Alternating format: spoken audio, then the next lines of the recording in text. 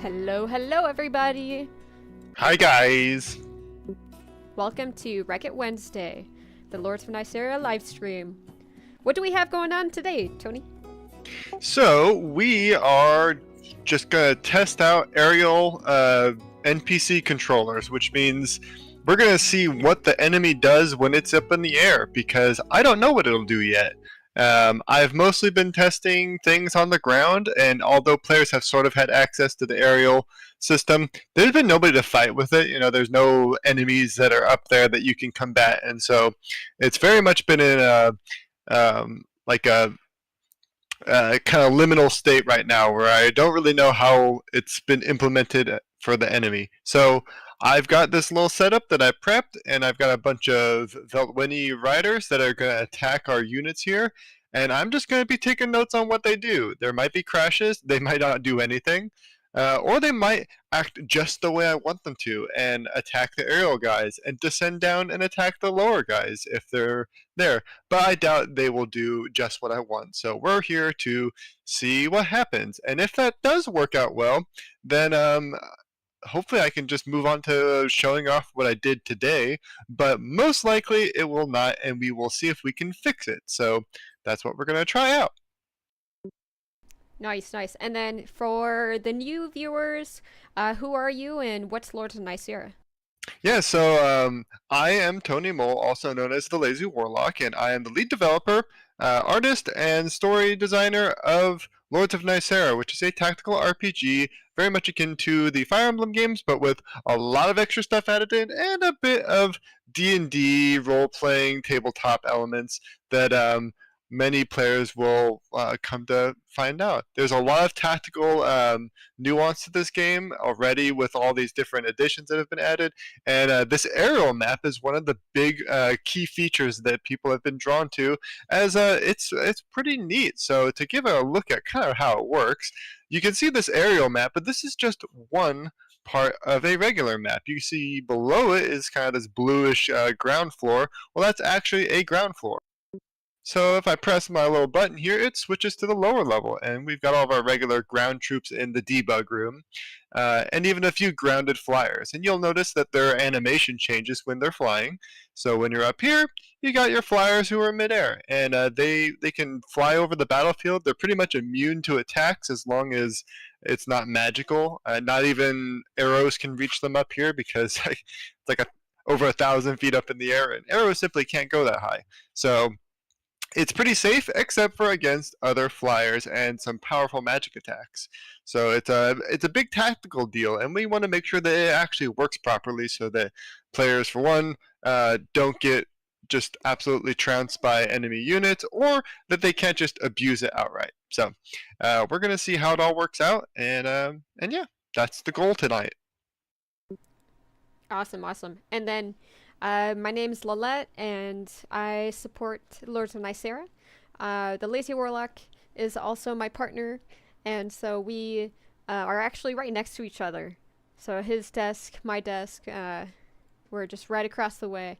And yeah, I support the game through various means, but he's, you know, the heart and soul of everything, and I kind of do all of the little doodads here and there, whatever he assigns to me. So she's our producer, so she definitely handles all the media stuff, and reaching out to the community, etc. She's essential to the operation, so don't let her downplay herself.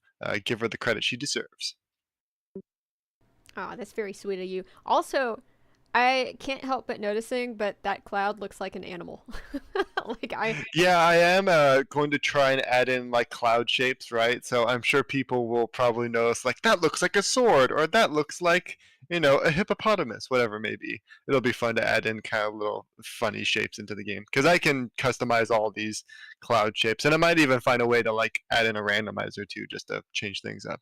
But let's get some music playing. It stopped for some reason.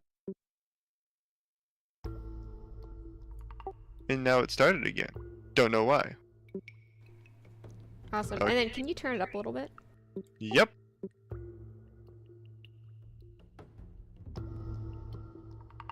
A little bit more. That's perfect. Might stop every now and then. Okay, well let's just get right into it then. So we're just gonna let this enemy phase roll and see what happens, and I'm gonna take notes.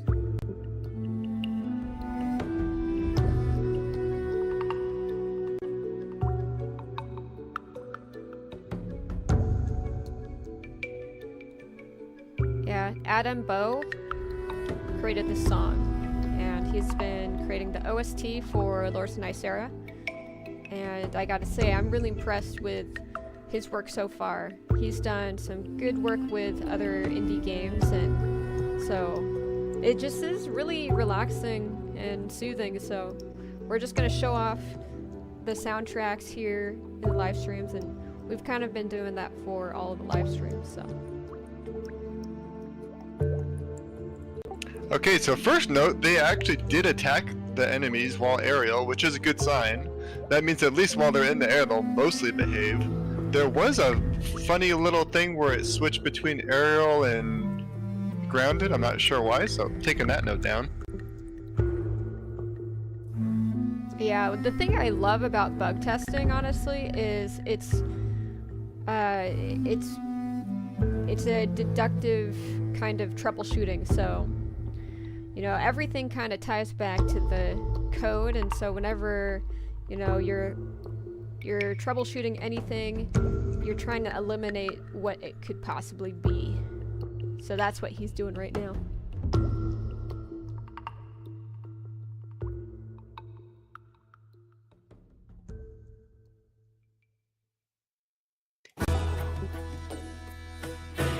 Lake Whisper from the chat said, "This song is beautiful," and I gotta agree. It's so chill, and we've heard a couple other people say that that song is their favorite, so I think it's definitely gonna be one of the more popular songs out there. So, and then hopefully we're gonna get a vinyl too of all of the songs, and I know for Lords of Nysera there's about 20 plus soundtracks, maybe even like 30 soundtracks. I can't remember the exact number. It's definitely going to ebb and flow as we find, like, oh, we need a song for this, we need a song for that. But for the most part, we sent over to Adam a solid list of songs that we know we'll definitely need for all of the scenes, because Lazy Warlock has essentially all of the story whiteboarded out, and he knows what he needs, so. Yeah, any tavern sounding songs is a mood, honestly. Like, it's like being in a cafe, it's just a vibe.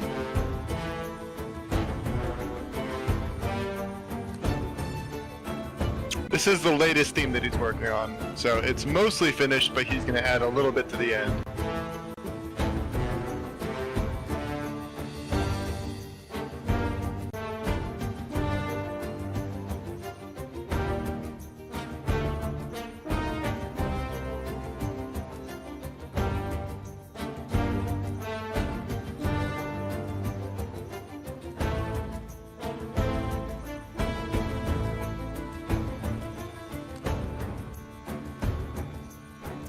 So I've been messing with,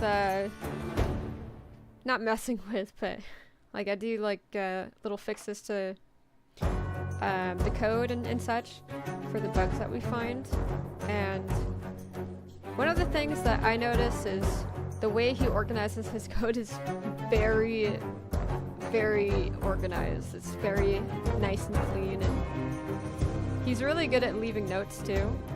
So, and I think he's gotten that comment too from other developers, like, because it is kind of hard as you're working through stuff to leave behind notes and such, but you know, working in your code so far has been really kind of a breeze, honestly.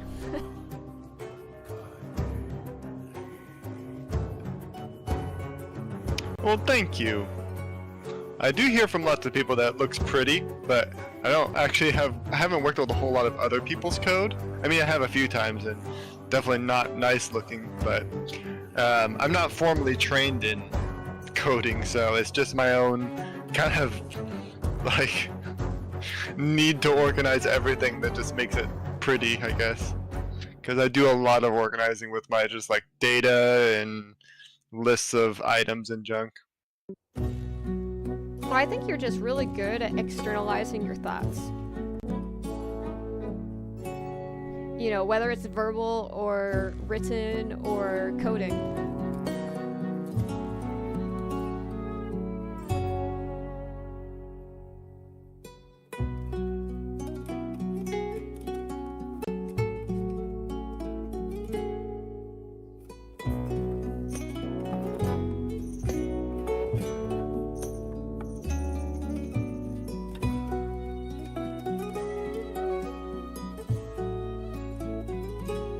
Okay, so we found that there's a small back and forth between the aerial view switching, which I don't really know why it's causing that, but that's pretty minor for now.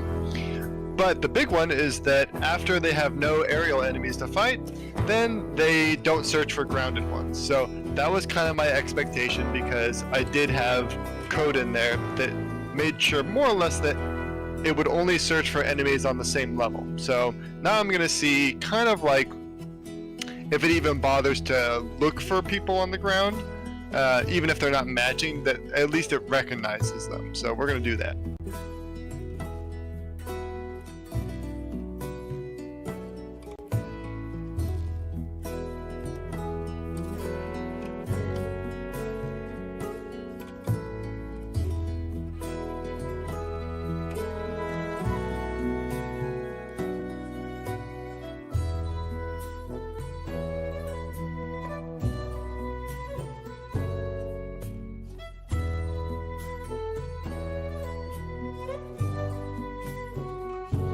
Okay, so it can find them, which is good.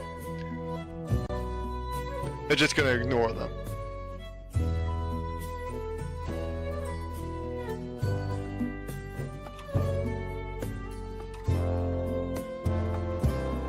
Okay, in that case, let's see what happens if we disable this part.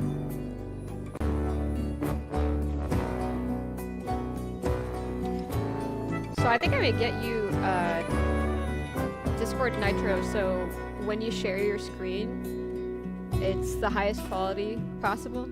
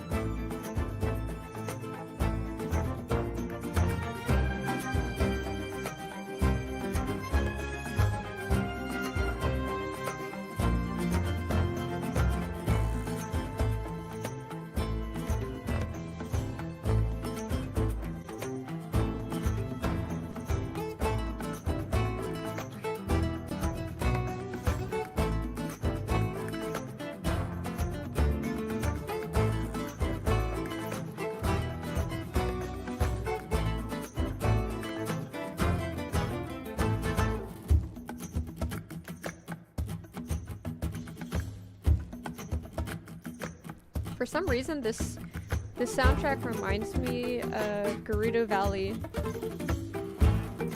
from Ocarina of Time.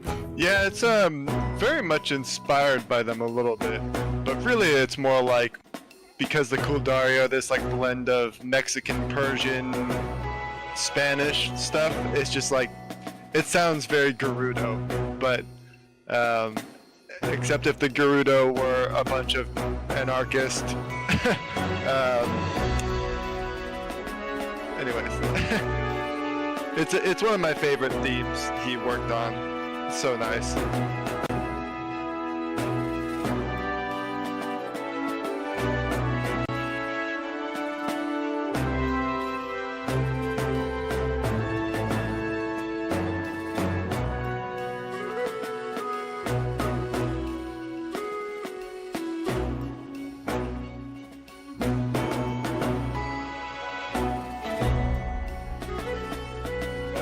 Lake Whisper from YouTube chat just said the art design reminds them of Stardew Valley, which is honestly quite the compliment. Okay, so they can be recognized, but I want them to move down when they attack, so I gotta change that.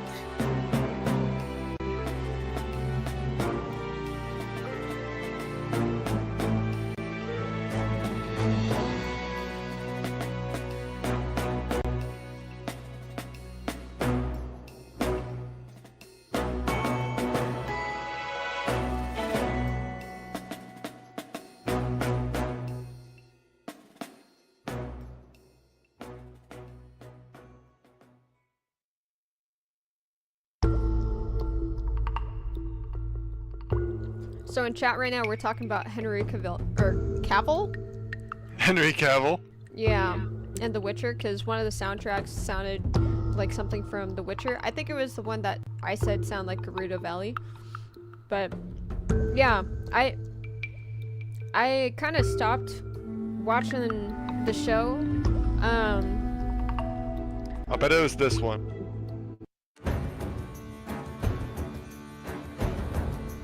Possibly. But yeah. It's inspired slightly by Skellig, the region of Skellig in The Witcher, as well as the Greyjoys from Game of Thrones and the theme Ironborn. So those were the references that we used as sort of capturing this rugged, dark kingdom of mercenaries. Nice, yeah, it sounds like it. But yeah, Henry Cavill, you know, I've heard that he's kind of a tough actor to work with. Because he wants to look a certain way. Yeah, he wants to show off his physique. Is he a booty dude, or is he more like a shirtless dude? He likes showing off his, like, built pecs, right? Like, he sculpted his body and he wants it to be obvious that he has. So he'll ask to have, like, skin-tight armor, even though, you know, Geralt doesn't necessarily wear skin-tight armor that, like, shows off his, like, form, right? So I know they battled over him with that. Yeah, seriously. You know, I can understand that to a point, because for some actors, they'll put them into kind of unflattering roles, right? So, but that does seem like quite a bit like he has a lot of care for his image.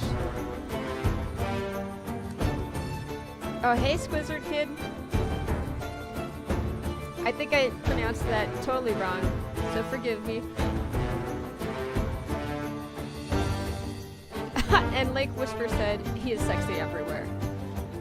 Obviously. The only thing I can't get over is his jaw is just... I don't know why, but I just think potato. Whenever I look at his jaw, it's just so wide. He's got the widest jaw on any man ever. Just like jaw ratio to face ratio. I don't know. Something about that jaw throws me so off.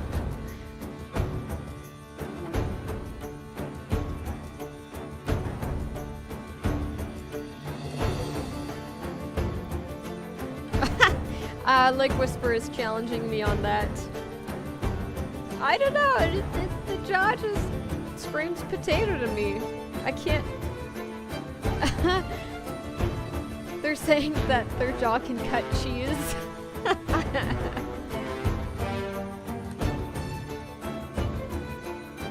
I mean, like, what kind of cheese? Brie?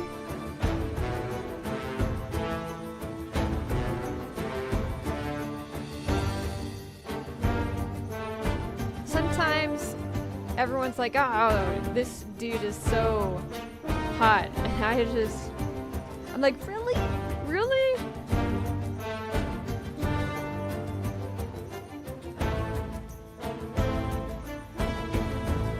Cheddar.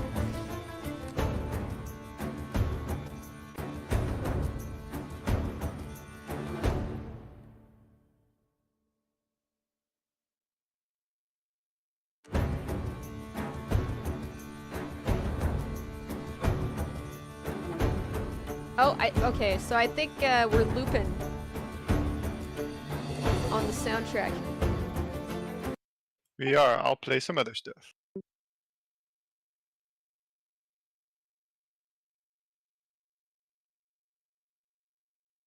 Let's just play all the stuff we got for now. I agree. He looks like Narcissus. That, yeah, yeah. Where it's like, the man does look like his face is carved, practically. Like, he could be a Greek-Roman bust, you know, on some marble pedestal or something like that.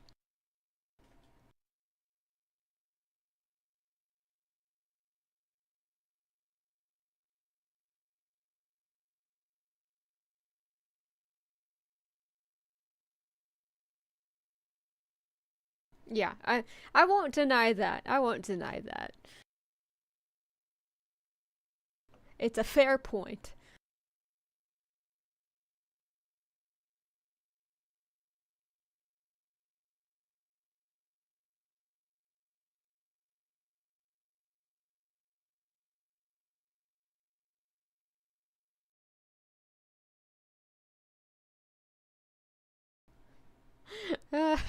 Let me simp respectfully.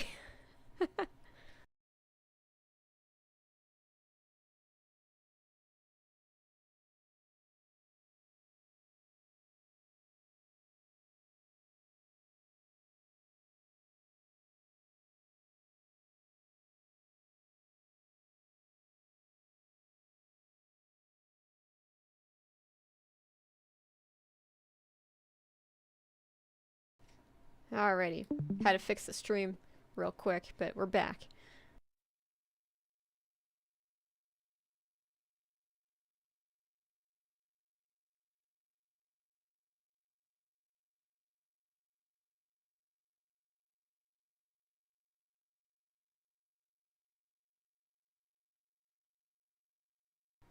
Okay, so this is a question for chat.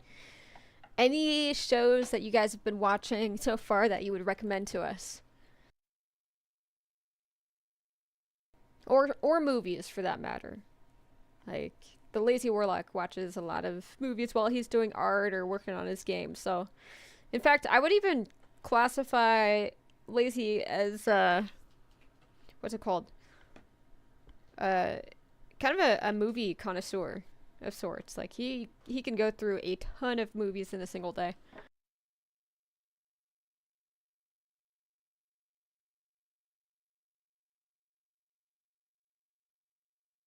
I'm gonna finish up this little bit of code and then I'll answer. So why don't you tell everyone what you've been watching? Because I know what you've been watching. Well, lately I have been watching Hell of a Boss, and that comes after I finished the what's it called? Has Been Hotel series, which has been pretty good. I it's been pretty good.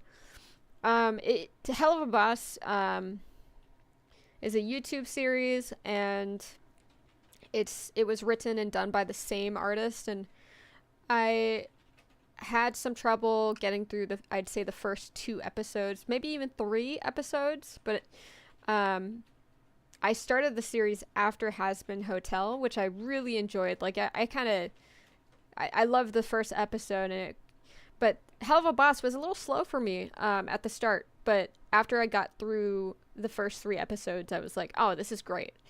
But that's kind of to be expected. It was their first animated series, I believe, and well, at least like a big animated series.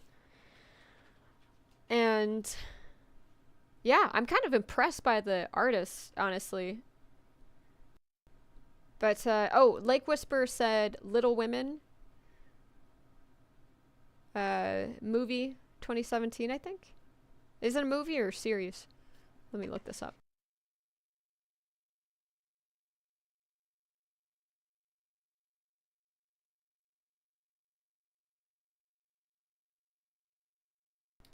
Okay, yeah, it's a movie.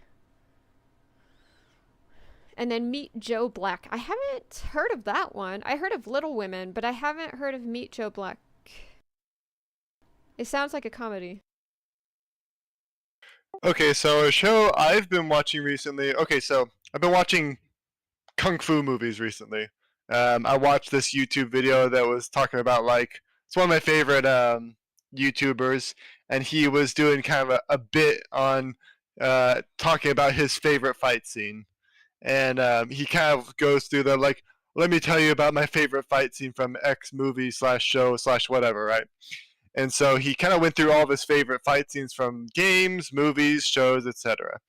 And that just like inspired me to watch all these different shows. And I started with was Old Boy, because apparently it had this like great hallway scene. So I watched that movie, and it was good, but like also disturbing. Because the premise of it was a little hard to follow at first, but once you figure it out, you're like, oh god, oh no.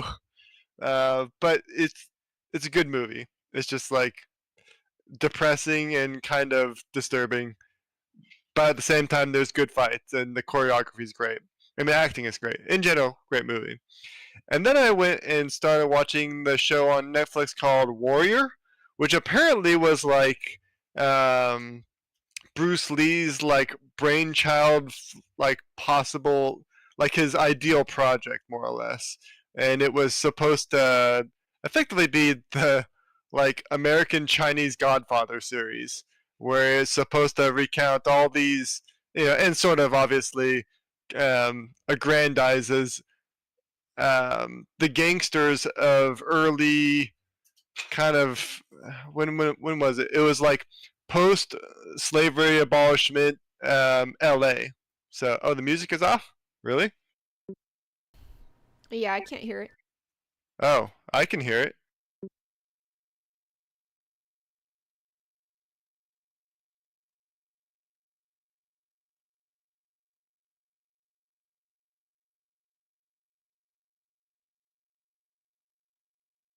But yeah, so I've been watching The Warrior, or just called Warrior, I think is the series. And it's alright.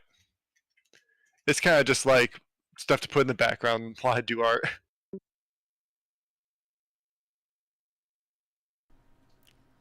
Like Whisper said, nice taste in movies.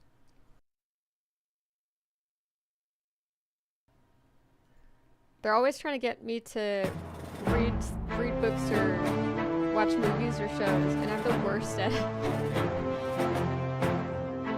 Okay, alright, we can hear the music now. So. Music's good? The music is good. Okay. I haven't heard this one yet.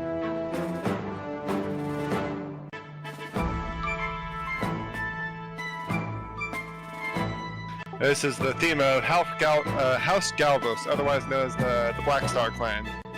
It's what this dude's from. Oh, Gaul. Yep. The sexy character of Lords of Nysera. The flirtatious boy. Too sexy for his own good, except that he's too obnoxious to be actually good at wooing people.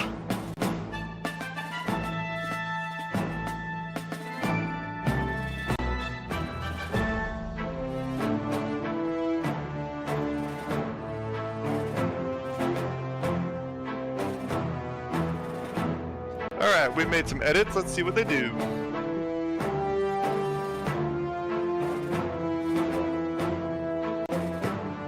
Okay, so it paused.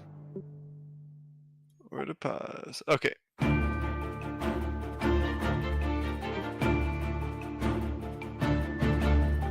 Aha, they actually flew down. Cool.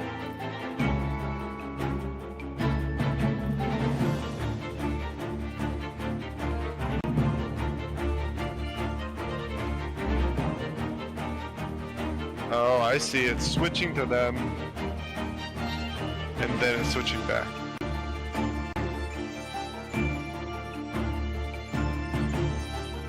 Also flying down to them, which is interesting.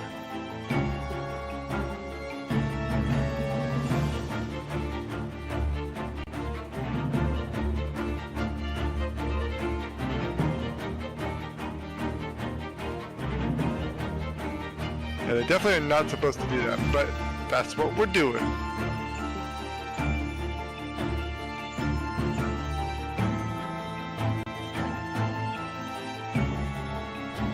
Wait, what happened? Sorry, I was Okay, so pretty much we wanted to make sure that they actually, like when they want to attack something on the ground, that they actually go down to the ground. So we made it so they're properly trying to find people who are on the ground, because technically they can attack them. But you'll notice a bunch of them piled up right here, because what happened was they found an enemy while they were up here, and then they moved down here because code-wise they thought, oh well, there's no one at this spot right here, so clearly the spot must be open. So they fly down, and then they they just piled up attacking here. Also, these guys attacked from really far away at these people over here. So I'm not exactly sure how that happened, but we got plenty of things to test. So I'm gonna write down all these notes real quick. nice. And then feel free to lower the volume just a tad.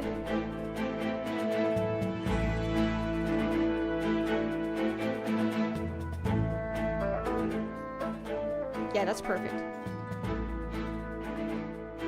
Just so you're a little louder than the music.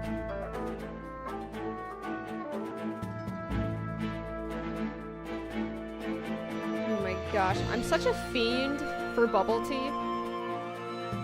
I've got 2 bubble teas on my desk right now. It's awful.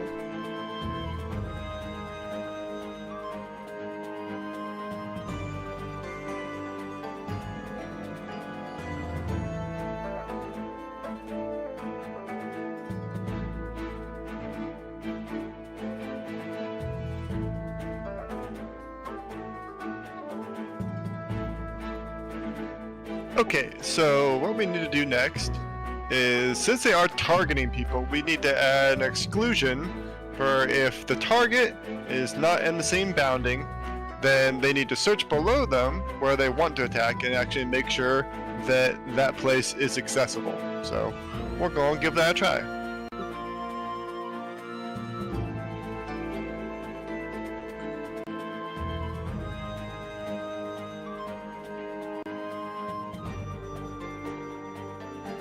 So back to looking at boring code.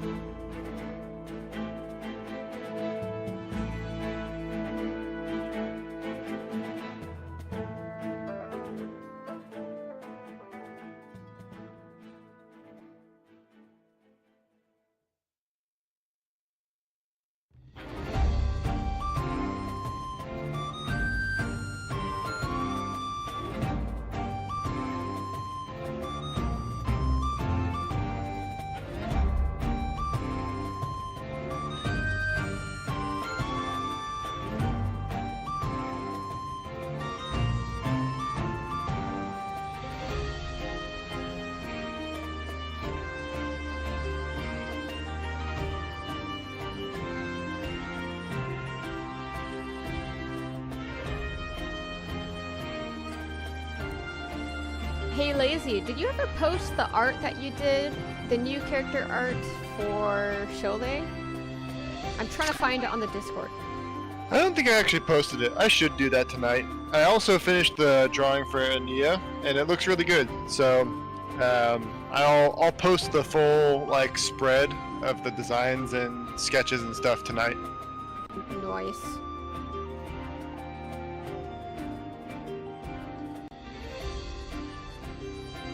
I might have posted it though on I thought you posted it. I might have posted it on itch.io on the devlog update, I'll find it then. but I can't remember exactly if I did.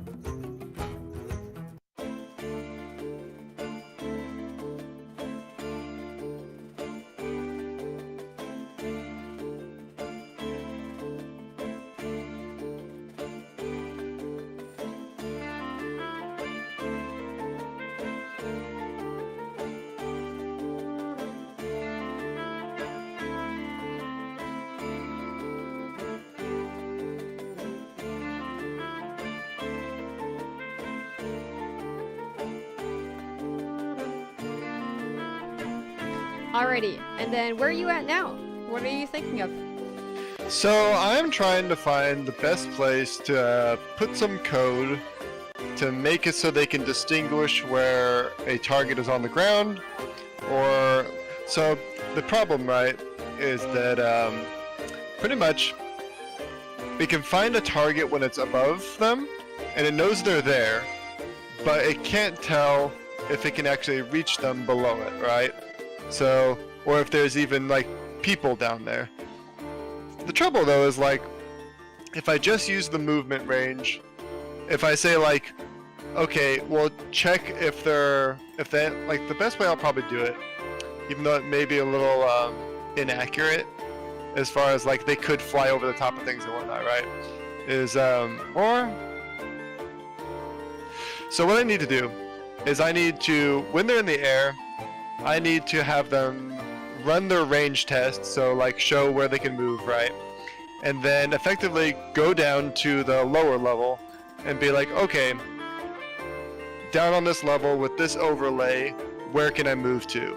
As opposed to above, seeing where they can move to. So I'm just trying to figure out where I can do that at. So, because pretty much lots of my code is on the premise that it's testing for things on the same layer, as opposed to testing for all potential units, which simplifies it, but that's why I've avoided doing it for so long, because this is where it gets complex. But I think I have a pretty good idea, because I think what I'm going to do is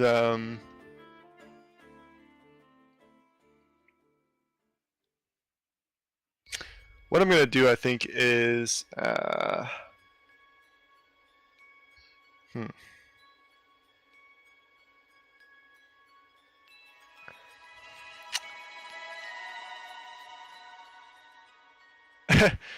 going to have to think a little bit and search through the code, because pretty much what I need to do is find where they're targeting them and where there's already exclusions for units being in the way, and apply that with a change grounded system. So we're going to see this real quick. It's probably the log position, so let's do the log position. Let's look through the log.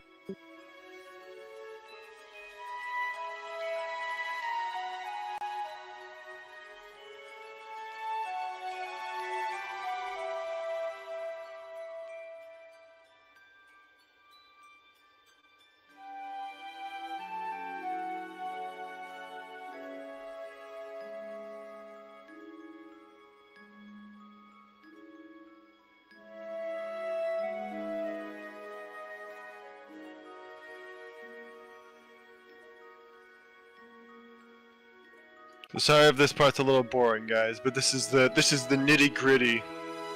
Nah, you are good. You are good. Especially since we get to listen to the soundtrack, I think it's pretty relaxing.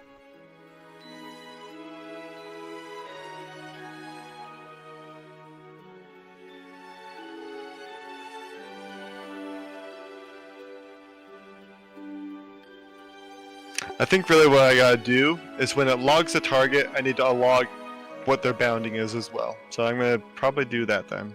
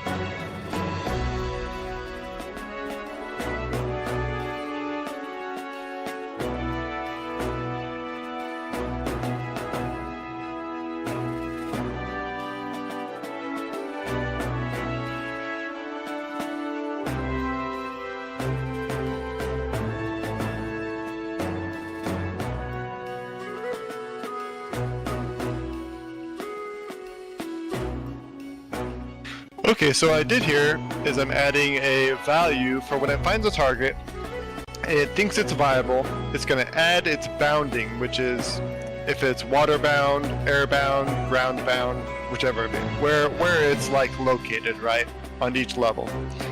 And so now I'll be able to reference this value, and when it does a check to see where a unit is, it's going to use that value rather than the bounding of the unit who's doing the attacking.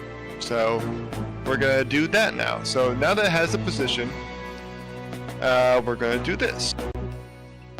We're going to go back to the position logger, and it already knows where the X and Y position of these guys are, because it goes, yeah, so target X, target Y is the target grid value here. So we want to add the bounding as well.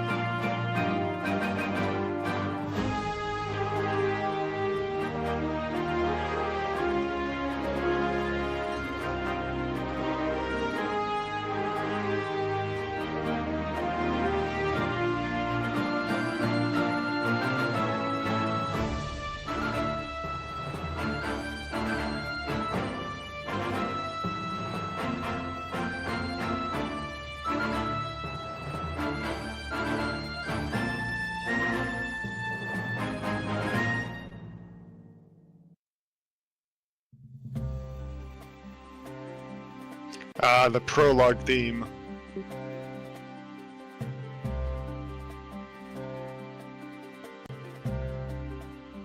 Okay. Yeah, I feel like music can really evoke a specific scene, and there's two songs in the OST that I'm most like associative with. It's the Stars one, so when the two ladies are talking with each other in the very beginning. Like, that's very iconic, sticks out in my mind. And then there's the battle preparation soundtrack. And then, actually, there's a third one. The Bear song is what I have coined it in my mind. And if you go back and you watch one of our little YouTube shorts that features the bear, that music alone just means bear to me because of that short. So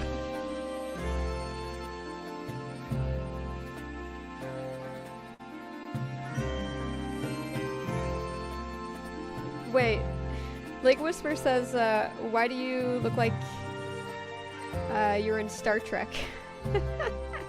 Me? Am I? Oh, because I'm wearing my red shirt? Maybe, yeah, and maybe it's the headset too. Yeah, I'm a disposable red shirt right now. Oh. Ready to be sucked into the vacuum of space. Oh, great.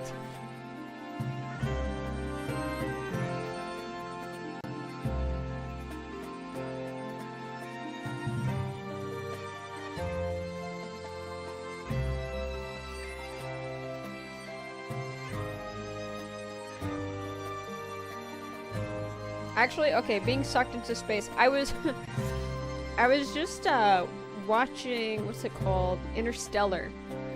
It's with what's her face? Sandra Bullock, I think, plays in it, and she and George Clooney, I believe. Oh yeah, Interstellar is a good movie. Or Gravity. I can't remember which one it. I think it was Gravity. I think. Yeah, that sounds like Gravity. Okay. Interstellar is also a good movie. Yeah, Interstellar was like, I don't know, something about some dude living on a planet, and then he had to like do something about all of his space poop or whatever. That's what I remember. No, that was the Martian. Okay, that's with Marky Mark, right? No, that's with Matt Damon. God damn it. Well, whatever. Anyways, Matt Damon with space poop is that one, and then Gravity was the one I was watching recently, and the whole like it's so scary just thinking of dying in space. Because what would that actually do to the human body, you know? It just freaks me out, like that kind of frozen look, where you're just asphyxiated immediately, and then it's like crazy cold, so you get frozen at the same time. Yeah, like, I was close on remembering literally anything. You know, that's what poor introverted sensing does to you, okay? That is SI in a nutshell. I don't know, for anyone who knows typology, it's like my blind spot is like remembering specifics. Yeah. And actually, I was talking to my brother the other day about just remembering how people remember things and how different we can recall things, you know. One of those things being some people, so let's see, in the context of identity, right? Some people reflect back on and define themselves by their past experiences. And I was in conversation with my brother who, you know, that's how him and one of my friends think of identity, right? It's like things happen to you, it forms your identity, that sort of thing. And I thought that was the most interesting thing, because I'm like, oh, yeah, that's, I don't, like, I understand that the past informs who you are, etc., but I actually do the opposite, where I will, like, my identity is like who I will become. You know, it's more future tense. So I kind of see, like, you're gonna come into this world already something, and it's kind of up to you to fulfill that, you know. And there can be stuff that happens to you, but you're still made of the same stuff you came into this world as, sort of thing. So I kind of see identity as tied to not your past, but more about what you're meant to be. So, really random tangent there, but it is interesting in general how some people will reflect on the past a lot, to the point of defining themselves by it, and then other people won't value it as much, and they'll have their eye looking elsewhere. In my case, like, who you're meant to be is more of a focus, more in the spotlight.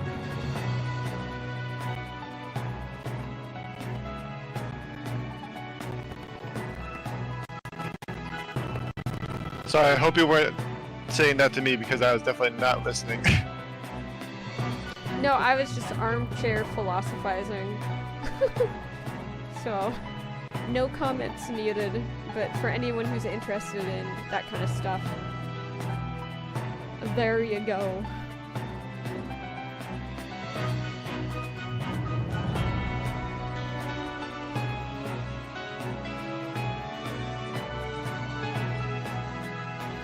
What is really interesting, though, is people who look to the past, right? They can tell, or it's still like predictive in nature, you know? They look at the past, and based off of what happened before, they're like, oh, well, it's going to continue happening, you know, in a way. And they can kind of use what they know of the past to predict the future.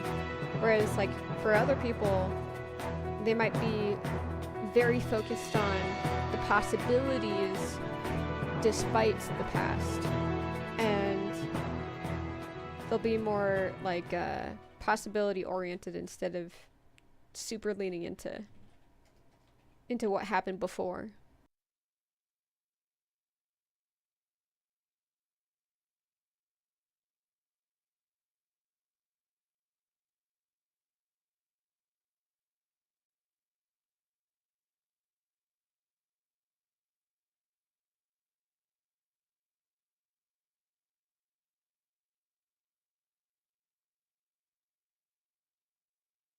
And we have run through the music, so let's start up again. And we've got 4 minutes left in the stream. Oh, okay, well, when we can leave it off, and then we can do our regular ask a question to the devs thing. I'm about to test this out real quick, so while people are posting their questions, I will run it, and then hopefully it works, and if it doesn't, then I just get something to do tomorrow. Nice.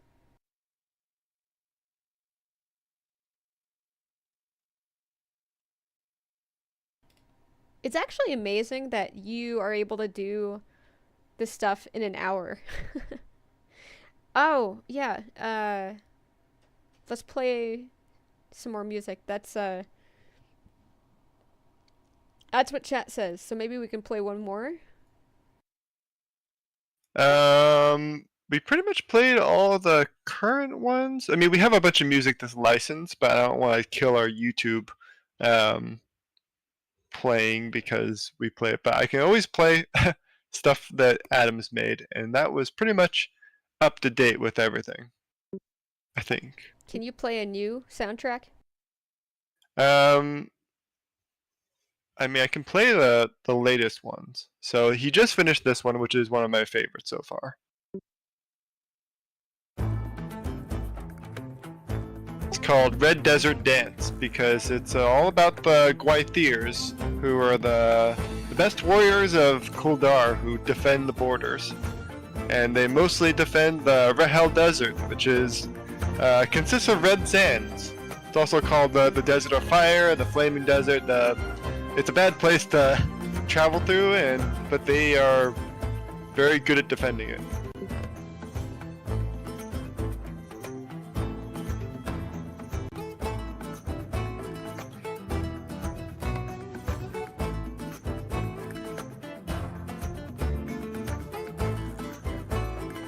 Ooh, I have a question for you actually. Sure. Yeah, so we usually end our streams on a question, like a fun little question. And I kind of want to ask about the world, because there's a lot of lore that Lazy Warlock has done, so yeah.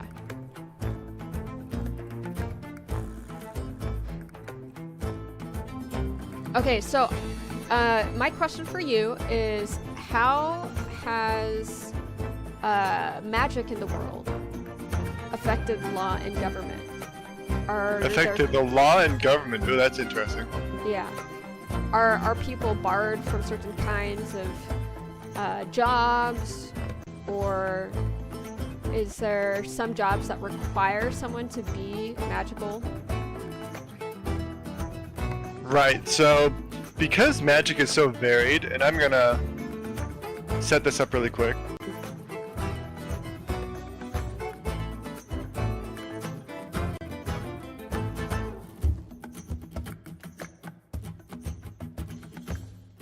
Just to see what they do. Nice, yeah. Yeah, so magic is really varied, right? And because there's so many elements of magic and they can be mixed and matched, right? There's kind of orders of magic, in that, you know, there will be people who, there's not really like a mages guild, right? Because it's very hard to regulate magic. So it looks like they're kind of working.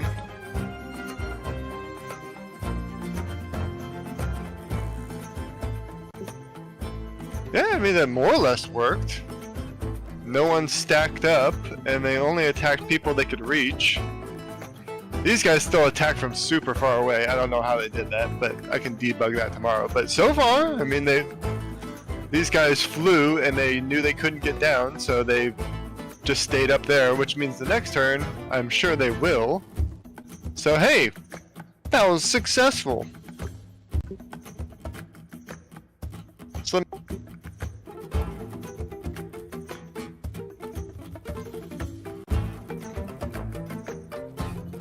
and I'll answer your question a bit more. So, magic is integral to the world, right? It's everywhere, and you can't really stop people from utilizing it because so much of it is innate. In that, even those who are just familiar with certain things can almost accidentally use magic if they really, think of it this way: that like, if you're very good at starting fires, right? Be it with flint and whatnot, just even in a survival sense, you'll learn how certain things ignite more and that some things burn hotter or whatever it may be, right? You start to learn about how fire works as a concept.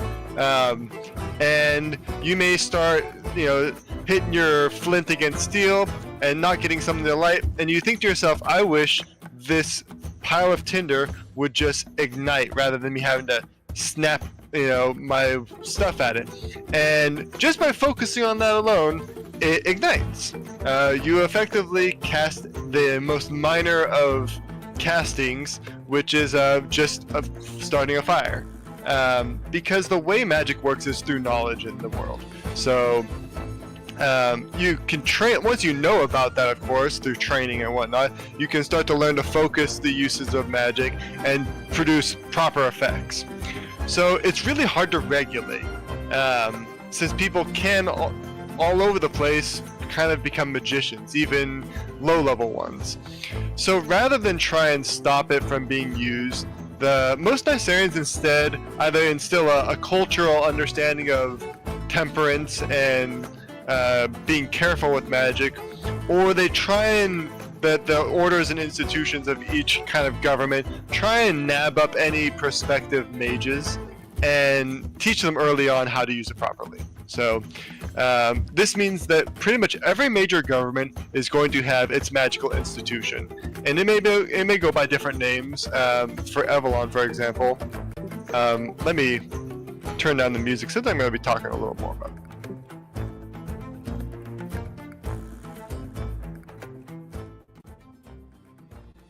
So there are laws, like obviously you can't set fire to everything. You can't decide in the morning if you want, to if you want to I mean, there's little things that you are like allowed, right? So there's lots of things that are kind of everyday magic that people are allowed to do just fine. If you decide you want to wash your clothes, you can go outside, do a water casting, and suds up your stuff in a matter of seconds, and then dry it off immediately and go off to work, right? That kind of stuff, totally fine. But if you decide that you want to pull a prank on the local minister and freeze their house solid, that's illegal, right? So there's all sorts of stuff that would make sense that you probably shouldn't be doing. If you're, and some are more regulated than others, right? So like in Kuldar, necromancy has been in practice for a really long time, actually. Since their origins, they have utilized necromancy in one form or another. In warfare, it's, they literally will summon their dead warriors back to continue fighting until they're literally obliterated. They were very effective in doing that. But in like modern day Kuldar, it's seen in some cases as actually like a good thing to reanimate your ancestors, and because they continue to serve the greater good of Kuldar. And so there will be people with more or less skeleton thralls just walking around with them, doing everyday chores with them. They treat them with respect. They don't just like, I mean, if they're a trash person, they might, but rarely do they treat them almost like, oh, this is an extension of my family, helping me even in the afterlife. And there's no they're not bringing their soul back, actually, so you don't have to worry about like people's soul being trapped in these inanimated things. It's more to just use the bones, which to some people is a bit gruesome, but to the Kuldari it's like they're just bones. There's nothing wrong with it to them, right? But you go south to Weimar, and that's seen as abhorrent, right? That's grotesque and horrible to them. And if you're walking around with a bunch of skeleton thralls, you'll get arrested and probably tried for some form of heresy by the Vimic Church. So the policing of different magics definitely changes wherever you go. In Avalon, people are a little more superstitious about magic, especially the more darker ones. So necromancy, and in some cases even just like void magic, which is dealing with darkness and shadows. Chaos magic, especially, super frowned upon by the Vimic Church. The Vimic Church, they pretty much have their inquisitors, and they go hunt down anyone who is breaking these laws set by their church to effectively either kill them or they bring them back to the Tower of Vime and they have them Vala sealed, which means they are sealed off from using magic. So but at the same time, there's the Archmage Institute of Avalon, which was established by Avalia. She wanted to teach people how to use magic, and she wanted to have the best mages around. So she built essentially an academy to educate as many prospective mages as possible. And this grated against the Vimic Church because they're like, hey, we're trying to police magic, and you're trying to, instill a society with magical ideals, and that kind of they clashed it with each other. So yeah, magic is a highly disputed topic in Nysera. Some people love it, some people hate it. And if you're on Valen, which are the super magical people of the world, it's like, well, there's no disputing it. It's how we live. And so even the Kashin, who are the humans effectively of the world, they're very much used to magic, and they treat it as an everyday thing, but much in the same way that there's all sorts of tools that we use as humans, be they a backhoe or a car or in some cases like a rifle, right? And sure, a rifle is useful for feeding your family, but you can also kill someone with it. So there's all these similar motifs in magic, and that super useful. Lots of people love to utilize artifacts if they're not especially good at magic, or they like just being able to learn a few tricks at a local kind of um, not like a charlatan's house, but there's kind of just your everyday wizards that will pay you, that you can pay to teach you kind of basic stuff. You can learn your prestidigitations or little household things that can just make your life easier, and that kind of stuff very much popular in the world. So expect to see that in the lore and among people that they're not really afraid of magic because it's just everywhere. But they do police it just like you would expect from anything else. Unless they're like some regions, they completely abhor magic altogether. There's only a few groups that truly despise magic and will not allow it as a practice. And even then, they kind of skimp on it because they're usually warrior societies that fought with the Anvala, and they saw the Anvala as they're beings of magic, and we're opposed to these beings of magic, so we should completely divest ourselves of magic in order to not become like them. So there are very rarely groups that do completely eschew magic, but sometimes they even learn a little bit of metal forging so they can reflect magic and better fight magic users. So even in those cases, they still dabble in some ways, even if unknowingly, because it's just how it works. Sometimes you're just in a fight and you're swinging your blade at them and they throw a spell at you, and your mental willpower overcomes that that element or that spell and deflects it, because that's how resistance works in the game, because it's just your sheer ability to resist magical energy. So that's a very long answer to your question, Lilette. And we're now 10 minutes over time, so there we go. Well, awesome. Thank you. No, honestly, we love to hear about just the lore and the world in general, so that was a really satisfying answer. But you're right. This wraps up our stream, and then I believe our next one is, remind me when the next stream will be, Tony. Yeah, so we try and do an every other, we alternate on the streams, right? So this week we will probably not do, so we won't have anything the rest of this week. Next week we will not be doing a Record Wednesday, but we will follow that up with probably a Speaker Sunday. So not this Sunday, but the following, there will be a Speaker Sunday. I think that's the plan, because I don't think we'll be doing a Speaker Sunday this week. I guess it's technically next week, but whatever. We'll see. But that's what the next stream will be a Speaker Sunday. Gotcha. Okay. Yeah, so confirming here. So we will have a Speaker Sunday stream this Sunday. Because we didn't have one the last week. Okay, yeah, I guess then we are alternating. So yeah, it'll be this Sunday. We'll do a Speaker Sunday. So yeah, we'll see you this Sunday at 4 p.m. PST, and we'll be putting our updates, our game updates, in Discord. So if you're not yet on Discord, go ahead and join. I'll leave the link in the description of this video after we end here. Otherwise, you guys have a great Wednesday evening, and we'll see you next time. Maybe I'll see if I can get Adam to join the stream. Talk about his music career, talk about other projects he's done. Because he hasn't really made an appearance, but we'll see. I have to make sure if he's willing to do it or not. Yeah, that would be great. We usually do like a fun little Speaker Sunday guest specials.